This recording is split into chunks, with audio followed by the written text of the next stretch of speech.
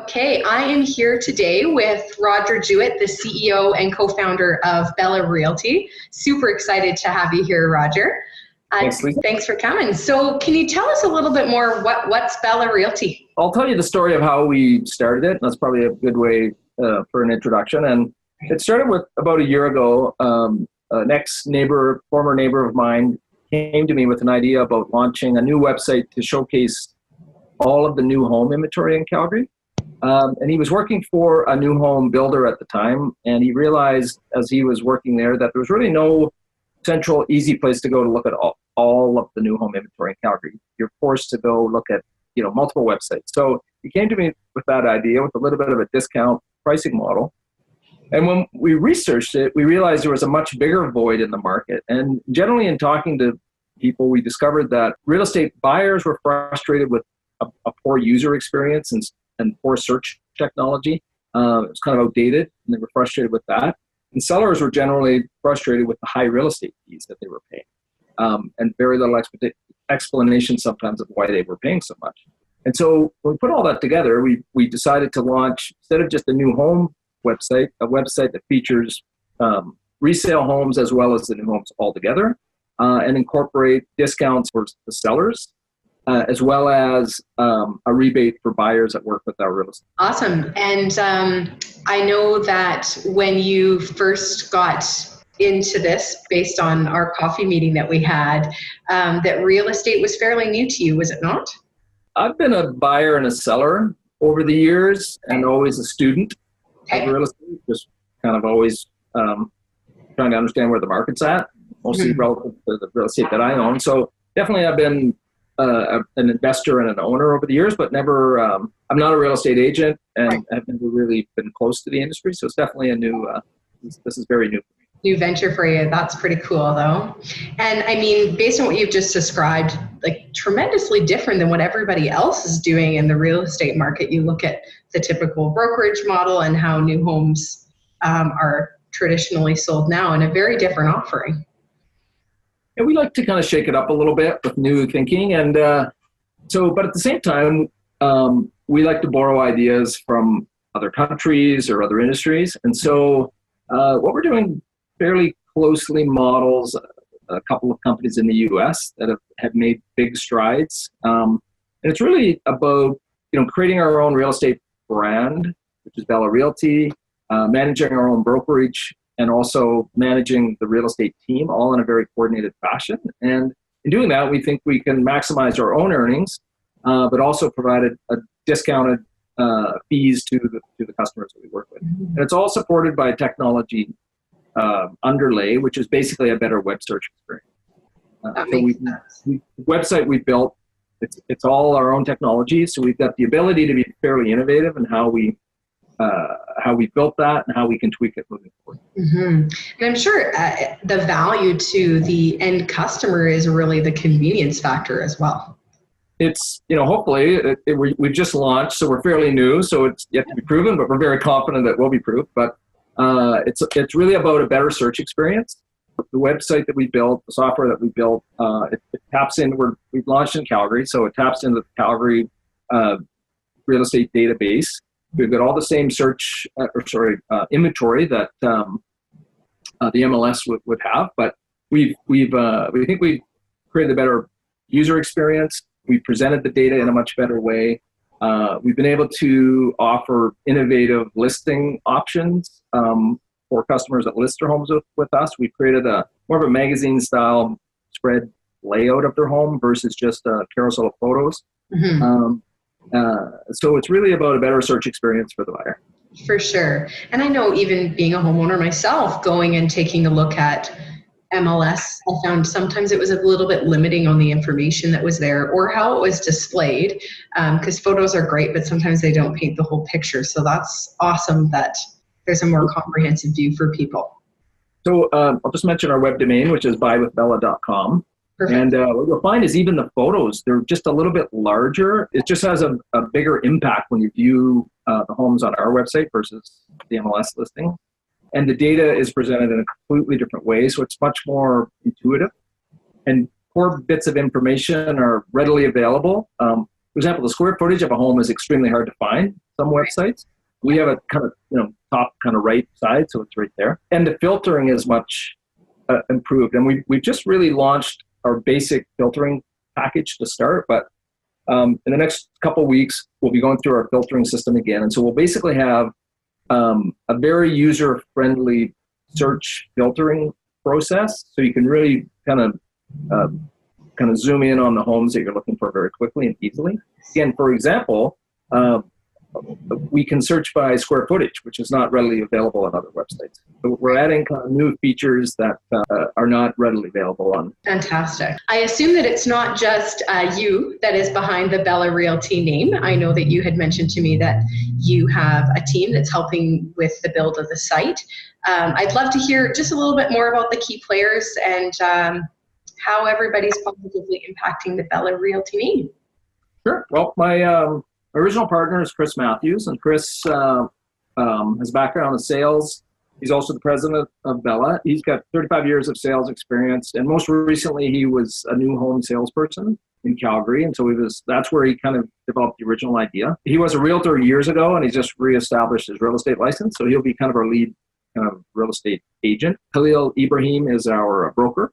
So to launch this business, we had to establish a brokerage and bring a broker on board to kind of handle that side of the business. So Phil's got 10 to 12 years of experience in the real estate industry and has been a successful agent and developer and associate broker in the past. And then we have our marketing team, and that consists of Sean Jewett and Aaron Caldwell. They both worked with me on a previous business venture, which was very technology focused. And so we basically were able to kind of roll the same team forward into this venture and really hit the ground running, because we had worked together for 3 years and really knew how each other thought and worked together.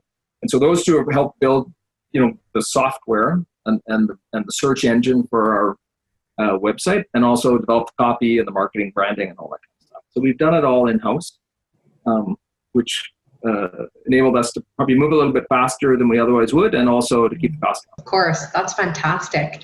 So tell us more, what's the culture like? Like, are you guys I'm sure you're a fun group, because I know you, but tell me a little more. Well, we're very focused on being innovative. Mm-hmm. We want to change the way things are done, change the way people think about things. We want to be vibrant. And so our branding is purple and colorful and different. And we also are very focused on intelligence. And while we have work to do, we really want to bring forward kind of the market data and present it to the consumers in a very user-friendly, easy to understand way. Sometimes it's kind of overwhelming. So we really want to sift through that and bring that forward. So really our culture is focused around, fun. You got that part right. Innovation, intelligence, and vibrance. Cool. I like it. So I'd love to shift over a little bit to obstacles that you've had to overcome, because this is a new venture. I'm sure there has been many. What would you say is the biggest thing that you guys have had to overcome, bringing this new brand to market? Well, that's a good question. Probably it's extremely difficult to go from an idea to a completed product, and especially in software web development area, there's just so many directions you can go. So probably the most difficult thing has been to continuing to refine the idea to its core, and to ensure we don't get distracted with kind of one-off ideas or going on tangents. And it's just to stay kind of keep things kind of pure and focused on the original concept. And it's really hard to do that as you come up with hundreds of ideas as you're building the product. And so that's probably the toughest thing. And so, and then just meeting the deadline, which is kind of arbitrary. Once we said we wanted to do this and we wanted to have it done in January, and staying on track with the deadline is extremely difficult. And of course we didn't, like most people don't, but we're only 3 months behind, so it's not too bad. Wow, that's not too bad considering what you guys have had to put together to get it launched. Yeah, I get what it's like in the software and web development world. There's always challenges, but it's how you overcome them and move forward. So tell me a little bit more about your journey as an entrepreneur, because I had a great conversation with you over coffee before we did this interview, and you shared with me your past business experience, and I found that very intriguing. So tell us a little bit more about previous to Bella. Well, it's kind of a long story, so I'll just try to hit the highlights. But so just my previous roles, for example, like where I've worked and what I've done. Well, to start, I can say that I've always had a full-time job or gainful employment, and but I was always doing entrepreneurial things on the side my whole life, and some were successful, some weren't. But I started. I'm a chartered accountant, so I started with. At the time, it was called Coopers and Lybrand. Now it's PwC, so one of the big four now. And I did my basic audit experience, and then I was moved into the receivership and bankruptcy group. So I spent the first 7 years of my career really working with companies in financial trouble, either working for banks, and when they called their loans, we would liquidate the assets or sell the business as a going concern. And sometimes we would help companies try to restructure so they could avoid that happening. So that was excellent experience and not typical accounting experience. It's quite different than the typical audit path or tax. And then I was a CFO at Resorts of the Rockies for 7 years. So that was a ski company. Lake Louise was the original kind of crown jewel, and we had at the time we had Fortress and Wintergreen, and things were kind of tough then. So with my background in troubled company finances, I was hired as a CFO, and so I helped them kind of work through their challenges, and we worked through things, restructured our bank debt, and we went from losing money to making money as a result of a number of changes we made, and then we started growing aggressively by buying other ski resorts. So we ended up buying Kiska, Kimberley, Fernie ski resorts, and we bought Mount Saint Anne and Stoneham in Quebec. And then within that, there were so the ski hills, golf courses, retail, rentals, real estate development, restaurants. So it's a whole hodgepodge of businesses all within that. So what a varied a bit of experience there, and we grew very rapidly. We grew 50% a year, which is really complicated. It's just a lot going on. So I went there. I kind of did some consulting, and then I landed with a company called Rare Method, and we were kind of at the time we were just kind of catching the tail end of the .com kind of phase, and we basically raised some cash and started a CPC at kind of some seed capital, and then we acquired a couple of businesses, and we basically became an online marketing company. So over 7 years there, we grew to one of Calgary's largest online marketing companies. So and content development. So we had everything from website development, software development. We had an audio studio, a video studio. We had an animation team of 6 people. One guy that worked for us had worked on Toy Story, and we did email marketing software. We did game development. So just everything under the sun. And we grew to about 100 people, and quite successful for several years. And I went from there to a small marketing company. Then I ended up at a charter airline called Enerjet.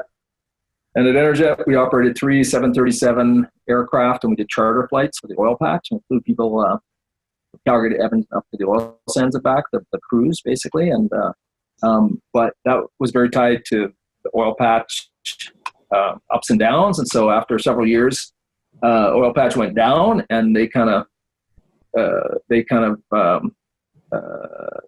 downsized. And but while I was there, I recognized that several of the airplanes we owned were sitting on the ramp every weekend, and so developed an idea which we call Jump On, which was to use the airplanes in their downtime and do weekend getaway flights for the public. And we built our own technology for the booking engine, but the catch was the flights would only go if we filled up the airplane. That way we knew we would be profitable on every flight. Mm-hmm. So we kind of ran that business for 3 years or so, and that's we did quite well. We were on Dragon's Den, which was kind of cool, and although we got spanked by the dragons, so it was a lot of fun, a lot of stress, and then they spanked us. But we had pretty good traction in Calgary. We were getting good awareness, good brand awareness, and to this day, people all the time I have them recognize the name and come up to me. But when the oil patch slowed down, we kind of lost access to the planes we were using. It's too bad. They were redeployed out of the market, and so we had to put that on the shelf. And so then I've just been consulting since then until we kind of hit the idea of Bella. So we're back at it again. That's great, though. A great story, though. And I think that every entrepreneur has had successes and fails. And I love hearing the journey that people have taken. That's just awesome. That's just the very, very slimmed down version. There's lots more there, but I won't bore you with all that. Yeah, for sure. I'm sure. In terms of yourself as a leader, are there things that you do in kind of your daily routine to help foster that, help yourself grow? You know, I know for myself, give you an example, every morning I typically journal, I try to meditate, try being keyword. But is there anything that's in your daily practice? I tend to go kind of hot and cold. So I go through phases more than anything. So I go through reading phases. If I move my screen around here, there's a lot of books on those shelves back there, and I've read them all. There's some over there and over there. So I read a lot of books. So I've probably read, I don't even know, 300-400 different kind of management books, everything from marketing to stats to accounting to finance to PR and all that kind of stuff. So I do a lot of reading, but for some reason I like books more than I like kind of online reading. A lot of people do online reading now. And often what will happen is I'll just kind of, I don't know, run into a bit of a problem. I'm like, no, I don't quite know what to do here. And I'll just go find a book, and it helps me kind of work through the problem and come up with ideas and stuff. So definitely do a lot of reading. That's probably my biggest thing, but it's hot and cold. So that's kind of a general thing. And then for say Bella, once I come on to a new idea, I really get immersed in researching the industry and doing, finding every bit of information I can, reading everything possible about the industry so I can shape kind of our version of Awesome. Yeah. So that's my thing. I don't really meditate. I'm not very good at that. No, that's cool. I'm not very good at it either. I think try was my key point there. Do you have a favorite business book out of everything you've read? The number one book I've ever read was written by Marcus Buckingham, and there's a co-author, and it's called First Break All the Rules. I love it. First, kind of break all the rules. Okay. And Marcus Buckingham worked for Gallup Research, and I discovered the book when I was working at Rare Method, and we were growing rapidly, and I was trying to find ways to improve our culture. I was reading all these books about one topic at a time, and when I found this book, it was just like everything condensed into one, and he had a list of 12 things so what I was trying to do is build the best place to work in the city. This is kind of 10 years ago when oil prices were on fire. It was really hard to attract talent. We couldn't pay what the market was paying. People could make more as a receptionist at an oil company than they could as a senior person at a marketing company.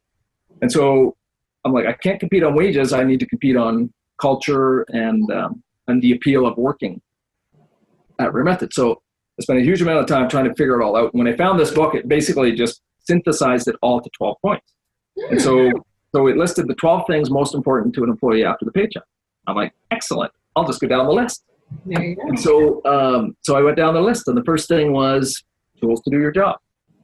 And I realized at the time that we were using pirated software and old computers because we had merged a bunch of companies together. And literally as a result of reading that first section, I committed $100,000 the next day and announced it to all the staff. They thought I'd lost my mind because we were tight on cash. But so First Break All the Rules, Marcus Buckingham, best book I've ever read, and I still refer to it constantly. Number 4 on the list was employee recognition.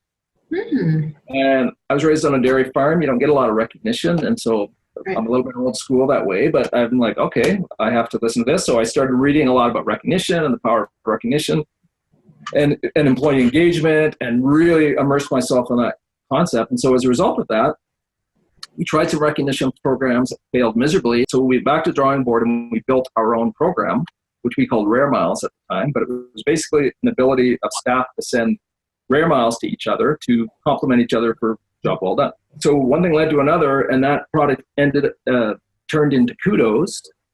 And Kudos is now worldwide with over 100,000 users daily. And it all kind of came from that one line in Marcus Buckingham's book. And it's somebody else has acquired that company and has taken it over, but that came from point 4 on Marcus's list of I have to say I'm super impressed because as I heard you talk about that, I'm like, this sounds a lot like Kudos. That's great. So Kudos was kind of my kind of brainchild about 10 or 12 years ago. Very, very cool. Yeah. So in business, what would you say is one of the most critical things to get right in order to avoid wasting time or wasting money? I think your meeting culture is very important. So, I've worked in, I'm not always the boss in all situations. So, if I'm the boss, I have a fairly clear kind of agenda for meetings. It's kind of like we walk in, talk through the points, and have outcomes and action items from the meeting. Yeah. But I've been in so many situations where I'm not the boss, and it's just like it's just this huge waste of time. And so I've sat in one company in particular, I won't mention them, but basically the CEO just presented to the meeting every time. We didn't do anything. They just gave us person just gave us an update. And it came from a large company, and I think that was kind of the style for a large company. And they didn't realize it's way more productive to create action plans and action lists as a result of the meeting. And so meetings are a huge waste of time. And most people hate them because of that. Yeah. So just excellent meetings with action plans and just creating goal lists, as a result of that. So that's the positive side. But the waste of time is just kind of poor meeting. That's great. So if we were to bring this back to Bella for a second, what would you say can't be easily replicated about your business? I talk about this a lot, actually, so I just have to find the right words. But it's so I always used to say that I used to have people. I'm going to go back to a previous business because it's a very relevant reference. And so this was with Rare Method, and we had this team of people. We were growing, and we were kind of gaining market share. And I had people come to me, and they're like, "Well, we can't tell anybody what we do here. We can't tell them about this." And I'm like, "Why? What are you worried about?" Like I would tell my biggest competitor every secret I have, because it's like giving you a recipe. If I give you a recipe and give you the exact instructions, chances are you'll tweak it a certain amount to your own taste, to your own flavor. And so I'm an open book when it comes to our secret sauce, because I can give it to you, I'll hand it to you on a platter, and you'll probably change it, and most people don't actually get it. So the power is really in how you execute on an idea, not what the idea is. That's the makes total sense. I love that. So my final question for you is, I'm sure you have big things planned because Bella has just launched, but where do you see the company going in the future? Well, we are doing this to go national, but it starts with building a solid foundation. So for the first year, we really need to grind it out in Calgary, get our foothold, get our brand out there, keep tweaking the software, make sure it's all working properly, and understand what works and what doesn't work. So there's a lot of trial and error. As soon as we have confidence in Calgary and then it's moving in the right direction, we'll expand to Edmonton and then to BC and then eventually to Ontario. So our vision is to establish a national brokerage called Bella Realty. Love it. Love it. That's great. Well, I super appreciate you taking the time to speak with me today, Roger. It's been awesome learning more about Bella. Sure. Well, I appreciate the opportunity. Thank you so much. You bet.